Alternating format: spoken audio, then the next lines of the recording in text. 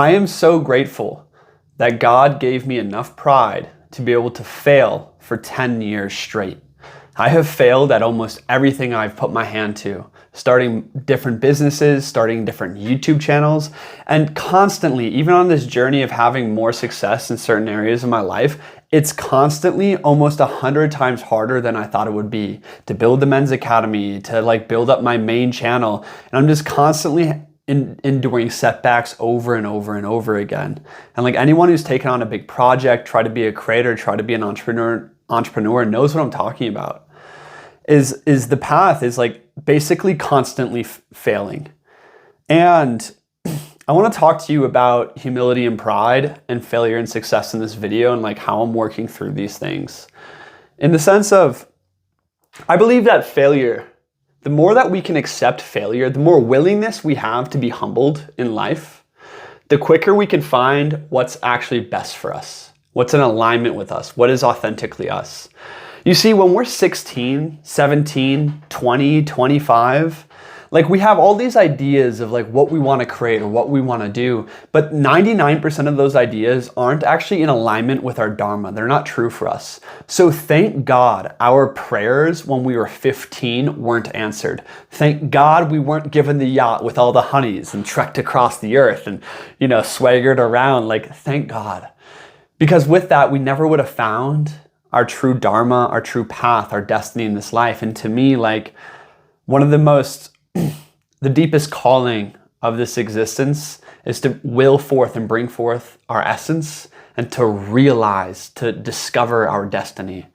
And we couldn't do that without constant failure because we need to be disillusioned all the time.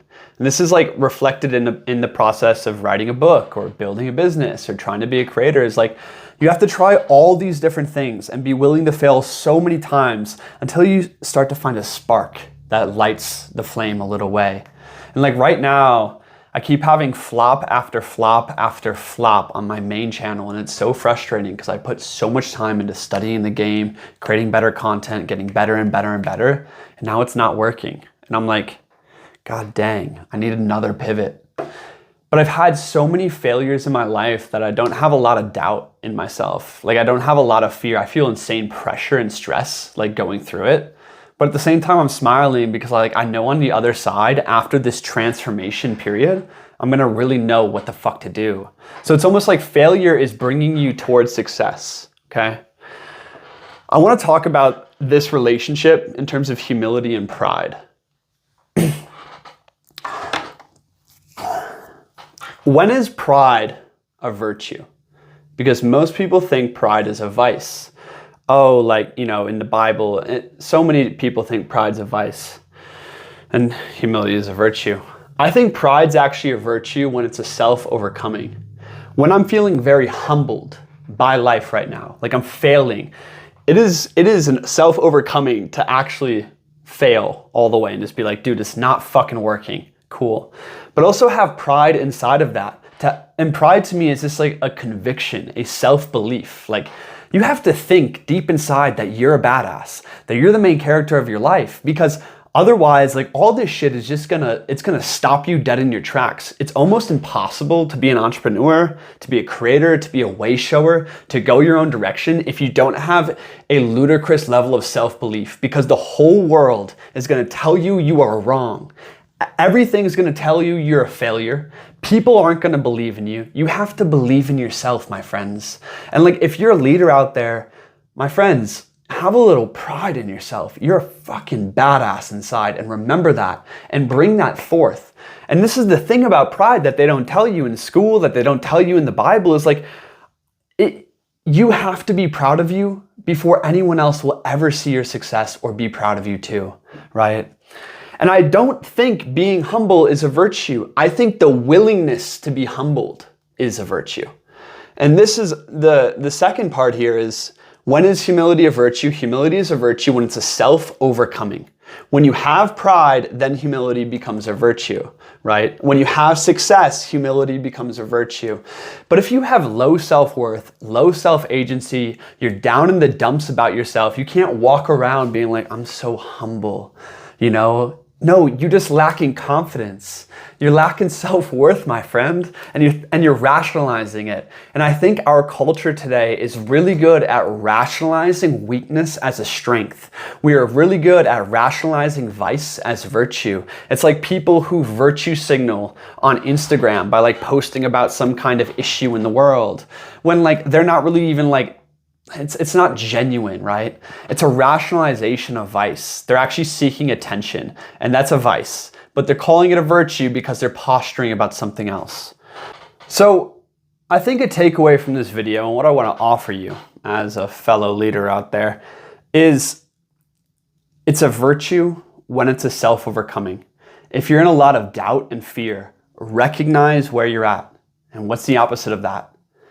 Courage and faith. Right? Courage and faith. I was walking the other night, just yesterday, and feeling all this overwhelm, feeling all this fear. And then I like woke up from that. I'm like, dude, I've had so many dips. I've had so many failures, like so many reorganizations. And every time it's just led me to a higher level of self-mastery or success. Like the storm's always clear. So with that self-knowing and recognition of where I'm at, I just started building a lot more courage and faith. Like, I'm going to get through this. It's going to be fine. And it evened me out. And like this morning, I just like didn't know what the fuck was going on with my YouTube channels and like where to go and like, should I stop? Like, how do I pivot? Blah, blah, blah. And in that, it's just like, dude, I'm enough. I am enough where I'm at. Right? I'm enough to share just who I am. And hopefully, as I keep doing this and refining my expression, I'm going to find my exact niche. I'm going to find my exact point in the world where I can add maximum value to other people and be supported doing it. Right? So if you really want to like live a thriving, successful life, it's not about trying to be anything. It's not trying to be a success. It's not trying to be humble. It's not trying to be strong. It's not trying to be anything. It's literally recognizing where you're at and finding the self-overcoming inside of that, whatever virtue that might be. And always striving to just bring forth your essence, to align with what's actually right for you. Because if something's not working and not working and not working, it means you're wrong. So let yourself fail so you can find what's right. And it might just be a small pivot, but it also might be an enormous different direction you need to go. When you're younger, I encourage all the young men watching this is like, if you're constantly failing, open your mind and see if there's radical different directions to take. If you're older and you're feeling pretty certain on the direction you want to go in this life, like for me, like I want to, decentralized, awesome community, thriving online business, spreading a message into the world. Like that's very clear. That's what I need to do, right?